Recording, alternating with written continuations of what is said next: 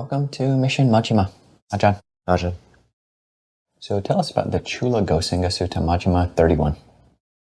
So the Cūḻagosiṅga Sutta is one of my favorites and one of the most well-known discourses in the canon. And it basically begins with the Buddha approaching the dwelling place of three monks, Venerable Anuruddha, Kimbila, and Nandiya, who have been living together in harmony there. And although he's initially stopped by the gatekeeper or the groundskeeper, they tell him to tell the groundskeeper to let the Buddha in.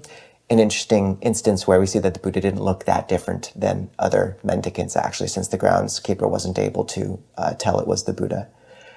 And then the Buddha asks, and I'm going to read some quotes because they're just such beautiful quotes and there's so much in there. He asks, I hope you are all keeping well, Anuruddha. I hope you are all comfortable. I hope you are all not having any trouble getting alms food. I hope, Anuruddha, that you are all living in concord with mutual appreciation without disputing, blending like milk and water, viewing each other with kindly eyes. And Venerable Anuruddha answers that they are. And when the Buddha asks how they are doing this, he gives the answer. Venerable Sir, as to that, I think thus. It is a gain for me, it is a great gain for me, that I am living with such companions in the holy life. I maintain bodily acts of loving kindness towards those venerable ones, both openly and privately. Verbal acts, mental acts, both openly and privately. I consider, why should I not set aside what I wish to do and do what these venerable ones wish to do? Then I set aside what I wish to do and do what these venerable ones wish to do. We are different in body, Venerable Sir, but one in mind. So then the Buddha goes on and asks if they are dwelling ardent and resolute, and Venerable Anuruddha says they are. And when the Buddha asks how they are doing that, Venerable Anuruddha basically gives an outline of their day-to-day life in very practical terms and finishes by saying that they maintain noble silence around one another, except for every 5 days when they gather and speak about Dhamma throughout the night. Which is just this beautiful image in the suttas of the fact that even arahants, which we find out they are later, just speak about Dhamma all night. And there's something so beautiful about that fact. Going on, the Buddha then asks if they've achieved any superhuman attainments. And Venerable Anuruddha very humbly doesn't immediately say, I've achieved enlightenment. He says he's achieved the lowest state that would count in that case, which is the first jhana. And then the Buddha pushes him to say a little more, and he goes on until finally acknowledges that he's attained Nirodha Samapatti, an attainment only available to non-returners and arahants. So that humility instantiated in this discourse is kind of beautiful and easy to miss. And he also uses the pronoun we, including his companions. And when the Buddha leaves, his companions ask how Venerable Anuruddha knew that they also had achieved enlightenment and these other states. And he says that he'd read their minds. And the fact that these three beings, all enlightened, had lived together and not spoken about their arahantship, just that humility, is kind of astounding. And then this final moment where the heaven realms rejoice in how they're living together in concord, this resounding up through the world system, up to the Brahma realm, only happens a few times in the whole canon. And for me, it really punctuates that this humble vision of how monastics could live together, how people can live together in harmony, is profoundly important, such that the whole heaven realms, the whole world system echoes with its, rejoices in it. So, Ajahn, what would you draw out of this discourse for us? Well, something similar to what you pointed out, this graduated questioning that the Buddha does, and we see it in this sutta, and we see it in a good handful of others, where the Buddha asks very specific questions, and I've kind of come to see it as almost like a Buddhist hierarchy of needs, similar to Maslow's, and very similar, actually. So the first question when the Buddha asks, I hope you're all keeping well, I hope you are all comfortable, I hope you are not having any trouble getting alms food.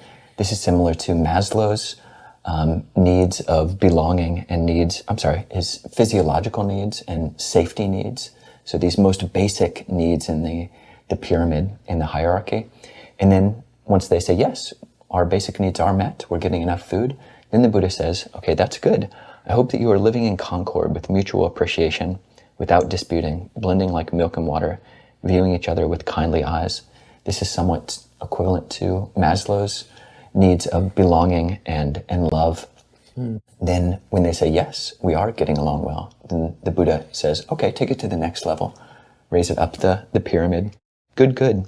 I hope you all abide diligent, ardent, and resolute. So these are things which would lead to, in Maslow's framing, esteem. Esteem is you feel good about, one feels good about oneself when one is diligent, ardent, and resolute in one's living and one's livelihood. And then when they say, yes, we are abiding diligent, ardent, and resolute, the Buddha then asks, taking it to the next step, good, good.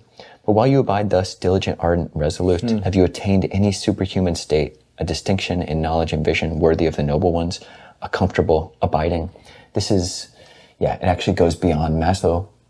His highest state, the pinnacle of the pyramid, is self-actualization, whereas the Buddha takes it to actualizing past self.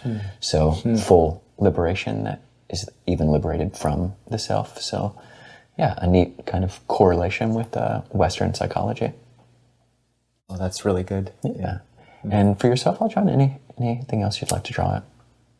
Just briefly, I might note that the Buddha addresses these three friends as Anuruddhas, noting that in Pali parlance, you could address a group by kind of one member of them. So I think this is helpful in noting that whenever the bhikkhu or the Buddha addresses bhikkhus, he might be addressing a much larger assembly of practitioners. And that's helpful when reading the suttas if we aren't bhikkhus or one isn't a bhikkhu, knowing the teachings are still for us.